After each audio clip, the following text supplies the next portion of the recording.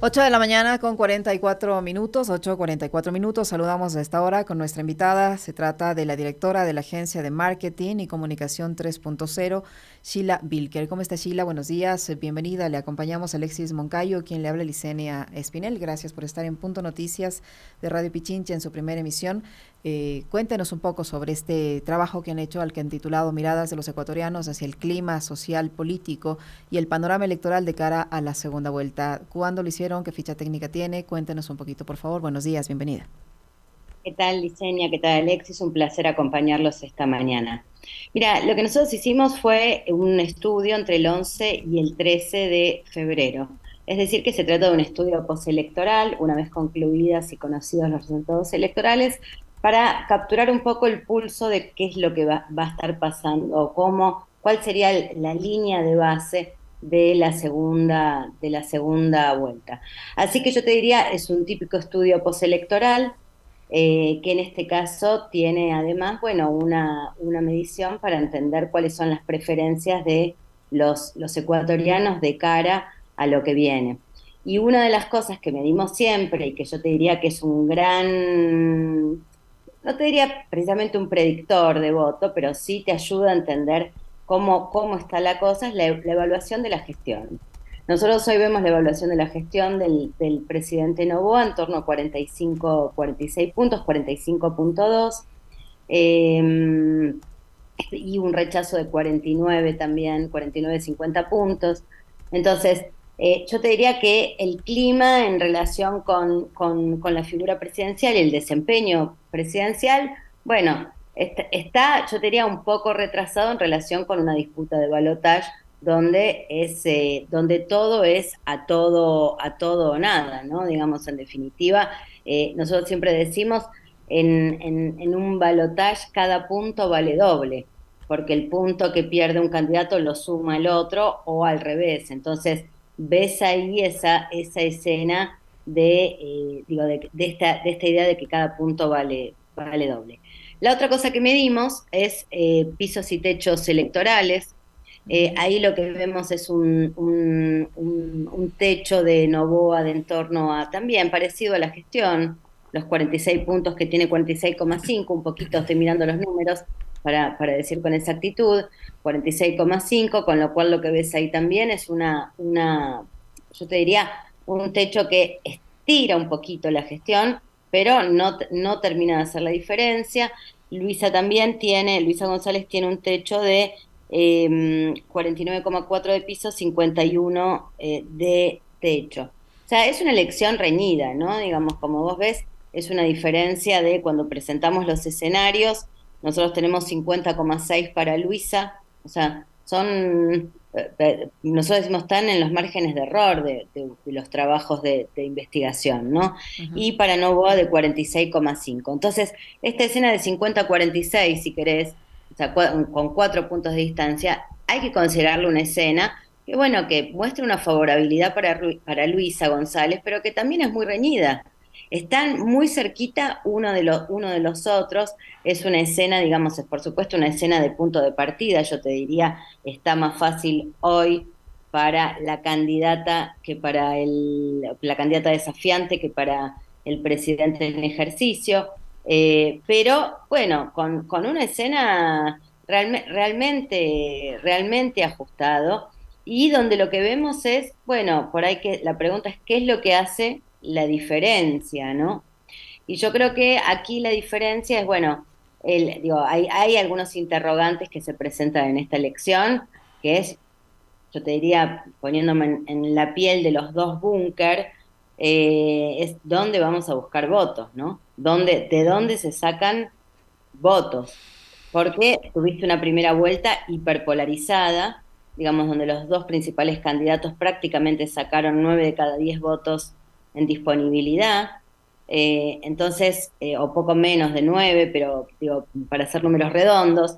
Entonces, vos lo que ves es que es una escena donde hay una dificultad para ir a encontrar votos. Yo creo que el voto de Isa es un voto ahí, digo, por lo menos lo que nosotros venimos viendo en mediciones, pero también son universos chicos. Lo que venimos viendo es que 8 de cada 10 tiene mayor disposición a volcarse hacia Luisa González. 8 de cada 10 electores de ISA, y algo similar pasa con Andrea González Nader, no exactamente, te lo voy a plantear, es una pequeña diferencia, pero es significativa. Te diría que del voto de González Nader, 8 de cada 10 rechazan a Luisa, pero es un voto que Novoa no en todos los casos termina de activar. O sea, yo te diría que un segmento importante de ese electorado, pequeño, 3 puntos, pero significativo, bueno, yo te diría está atravesado por un doble rechazo.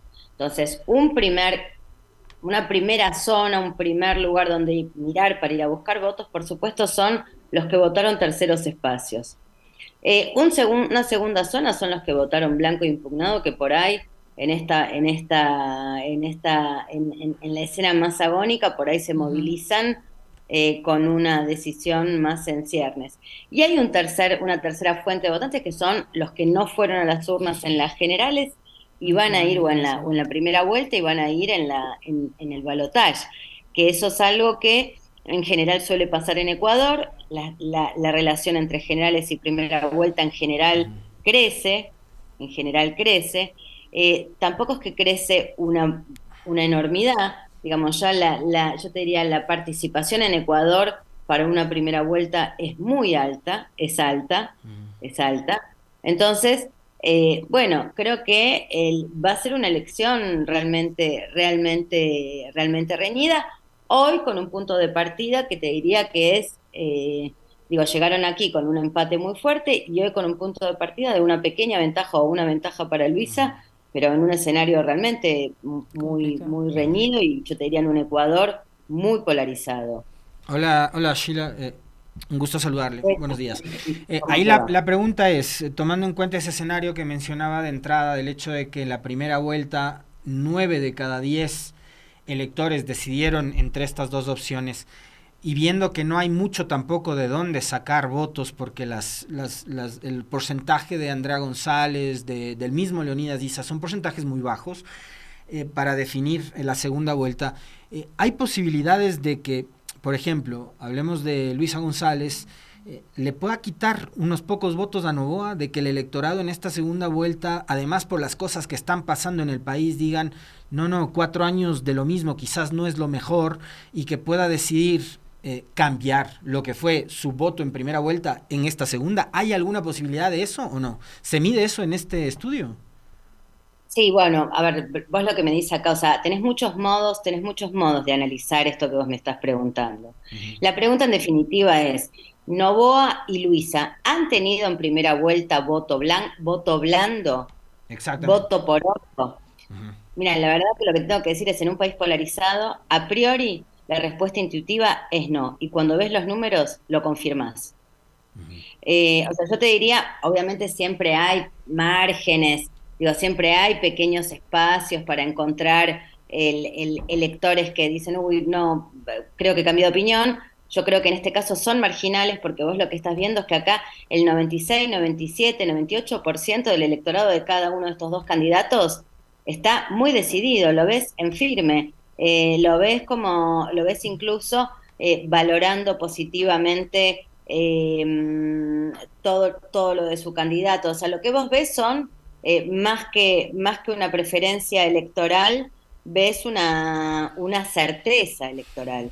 Entonces, me da la impresión de que tenés márgenes muy pequeños, de 2, 3% del electorado de cada uno, que podría llegar a ser interpelado, esos muy pequeños, estamos hablando de un 2 o 3% de los 44 que sacaron en cada caso, ¿no? Entonces estamos hablando de un puntito, o sea, cada uno, ponele que pone en juego un punto y medio en riesgo, pero yo no veo factible que Novoa tenga menos votos que los que tuvo en primera vuelta, ni veo factible que Luisa tenga menos votos de los que tuvo en primera vuelta, por supuesto porque se suman ahora los nuevos decisores, pero también porque tienden a consolidar el voto de primera vuelta. Ujú, Eh, por supuesto, una campaña es tiempo. ujú. Una campaña es tiempo, siempre una campaña es tiempo, y en el tiempo suceden cosas. Entonces, bueno, esto recién arranca, la campaña todavía ni comenzó. Por eso te decía, esto es un estudio de base, o sea, postelectoral de base, al otro día, a los días posteriores a la elección general. Eh, Pero bueno, la campaña todavía no comenzó, hay Ajá. muchos hitos Sheila, importantes por delante, está el debate. ujú. Sheila, eh, sí. eh, ¿cómo se evaluó la reacción que tuvieron? Eso de que la campaña todavía no comenzó, en teoría, en términos legales es así, porque arranca el 14. Pero el presidente Ajá. ya comenzó 2 días después de conocer los resultados y de ese chuchaqui que le generaron los resultados, ha comenzado con la campaña electoral utilizando los recursos del Estado. Eso es un hecho y hay mucha evidencia al respecto. ¿En qué medida eso puede influir para que logre consolidar uno que otro voto por allí que le puede quedar suelto y que de forma clientelar pueda simpatizar con votar a favor del presidente candidato? Pero más allá de eso, Esa va- ¿cómo recibieron o qué valoración se da en este estudio a la forma como los dos candidatos recibieron el resultado? ¿Cómo lo recibió Luisa González? ¿Cómo lo recibió el presidente candidato? ¿Y eso qué reacción ha generado entre las personas a las que ustedes han consultado en este estudio? Mira, nosotros, a ver, está buenísima la pregunta porque nosotros preguntamos, digamos, cuál es la evaluación que hace la ciudadanía de la actitud de los dos candidatos la noche de la elección. Que es algo que solemos preguntar, es muy importante de cara a un balotaje, porque la noche de la elección general, cuando hay un balotaje, ese discurso nocturno, digamos, donde los candidatos le hablan a la ciudadanía, los que van a entrar al balotaje, yo te diría que ese es el punto de arranque, el grado cero de la campaña al balotaje. O sea, es el momento donde los candidatos tienen una posibilidad de hablarle no solo a aquellos que lo votaron, a quienes hay que agradecerles, sino de plantar la semillita hacia dónde va a ir la campaña, de ahí en más. Entonces es un momento realmente muy importante. Lo que vimos es que, bueno, y esto también me da pie para reforzar una idea que te dije antes, en el caso de Daniel Noboa, solo aprueba su reacción, es decir, no haber dado la cara, ¿no? Digamos, o no haber estado presente, no sé cómo decirlo, porque, digo, por supuesto, son decisiones. A mí me llama la atención porque realmente ha sido una ocasión para hablar, o sea, para construir voto futuro también, ¿no? Digamos, o sea, por eso me llama la atención que, digo, primero me parece que, digo, es una cosa anómala, en general no se suele ver una cosa así, porque es parte del juego democrático, que salga el resultado que salga, salís, pensás, agradecés, discutís y sobre todo agradecés a los militantes, agradecés a la gente que te acompañó.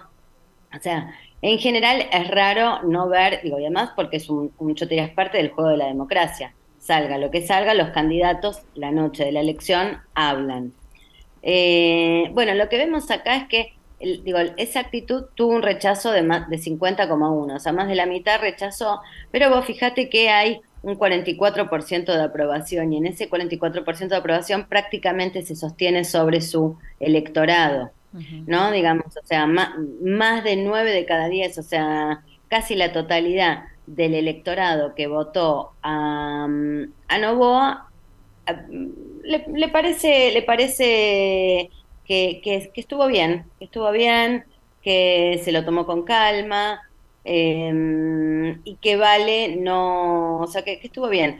El caso de Luisa, y ves también una actitud distinta al caso de Luisa González, la valoración es de 60 positiva. Entonces, lo que vos ves ahí es que hay un porcentaje, digamos, o sea, Luisa compone esos 60 de positividad, los compone igual que Novoa, con el grueso de su voto, pero además, digamos, ahí lo que se ve es que hay un 20% del electorado de Novoa que valora la reacción que tuvo Luisa, que sin castigar a su preferencia, a su candidato, valora la reacción que tuvo Luisa, y sobre todo una amplia aprobación por parte de el votante de Leónidas Sisa y del votante de González Nader.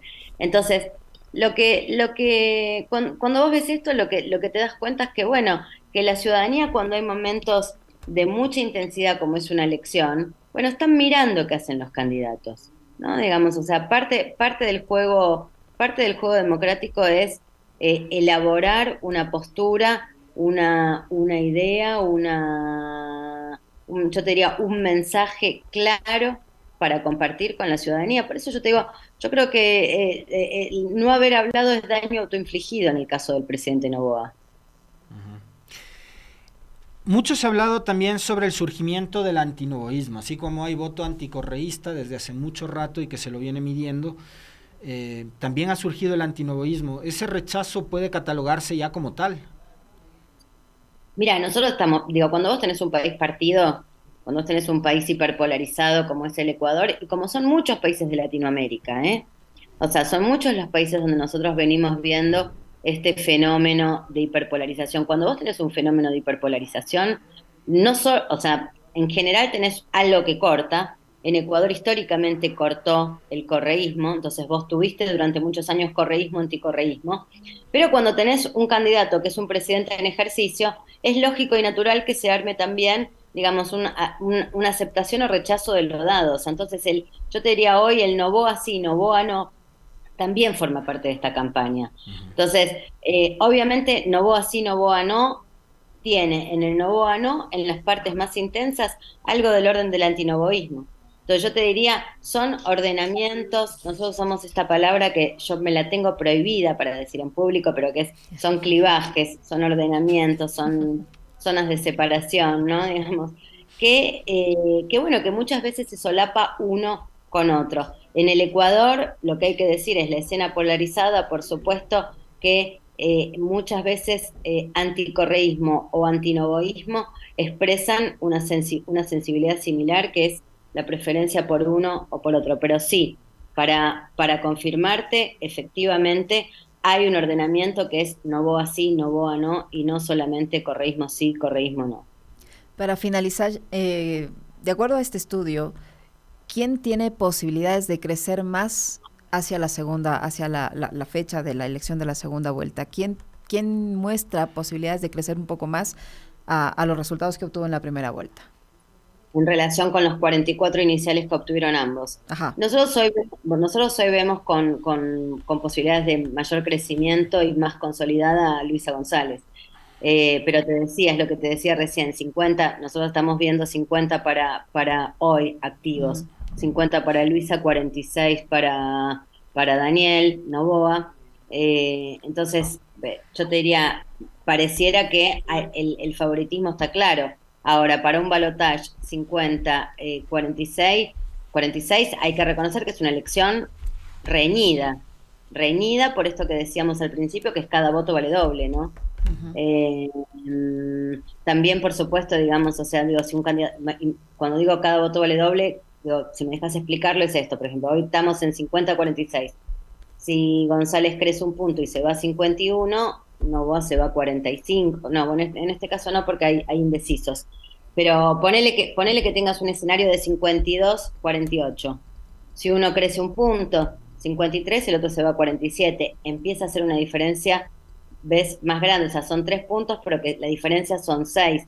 Si uno cae un punto 51, el otro está 49. Es muy finito. Entonces, por eso te digo, 4 puntos es bastante, es algo que digo que yo creo que permite decir que hay una preferencia hoy por Luisa y que la elección se encamina hacia ahí, pero al mismo tiempo hay que reconocer que que eso también es finito, es una elección bien difícil, bien polarizada, bien de tete a tete, donde van a terminar por definir los que no tienen las posiciones más duras.